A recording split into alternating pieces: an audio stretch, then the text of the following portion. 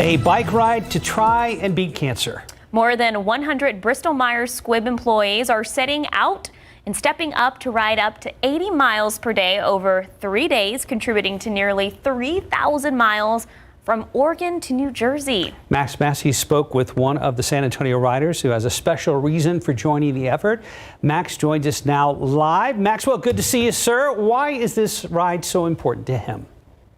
Good morning, guys. Obviously, so much of us have been impacted by cancer, but Chris Cowley's dad, he's now fighting bladder cancer, the third time he's had to fight cancer. So Chris is cycling in the Coast to Coast for Cancer. It's a cross-country bike ride aimed at raising money for cancer research.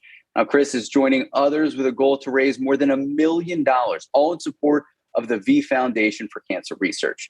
Now, some of the riders have actually been diagnosed with cancers, while others, like Chris, they're riding in honor of their loved ones who've been affected by the disease. 9 teams participating in this year's ride. It begins September 7th.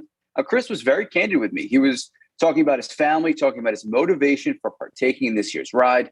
He told me a lot of the riders are just office working kind of people. He says a lot of them, like himself, he called himself a couch potato. But when he's training, because obviously if you're riding 80 miles in a day, you have to train a lot. So when he's doing it early in the morning or in this tough heat, he's thinking about all those people who have been impacted by cancer and are going through it day after day.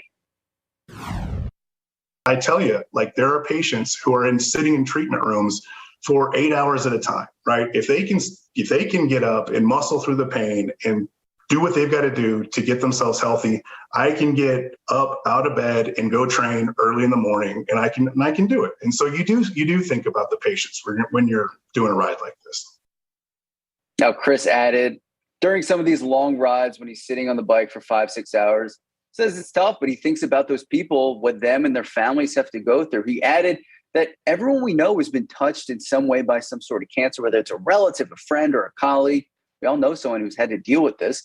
So the advancements that are being made for cancer research right now, they come through donations like this through the V Foundation. And Sarah, Mark, guys, we are far from done. We're going to have so much more on Chris, his story, and the ride coming up on the news at noon and ksat.com. And we're going to have all the ways that you can help out, help donate, help beat cancer. Guys, back to you. Thank you, Max.